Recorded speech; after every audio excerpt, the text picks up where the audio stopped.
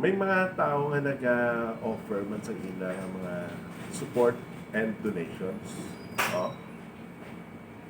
Wala man ina siya sa pilitay, kundi ang gusto lang magkanto. Amo ang gusto nila, ang gusto lang magkanto.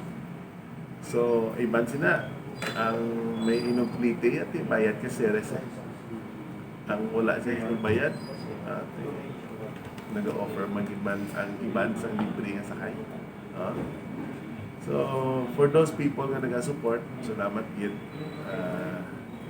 Hindi na sila nga bulig sa amon, bulig na nila. Mga support, mga cooperation, iban wala man ang kwarta, may cooperation lang, pagtrabaho lang. Bulig sa ila kandidato nga nakabutan. Because sa subong nga panahon, I think ang tao may hara na in mind. Be strong. Lagi mo na una. Kung sino ina siyang nakabutan. Be with him or be with her. Kung sino man. And be strong man sa heart yun. Kaya paminsanon mo, nga mo ni siya ang kinsa mo nga malugdao, kang makabulig sa iyo.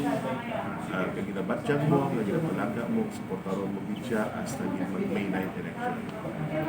Kaya kung nakadesisyon ka na, be strong man sa decision mo na hindi ka na matempa sa iba.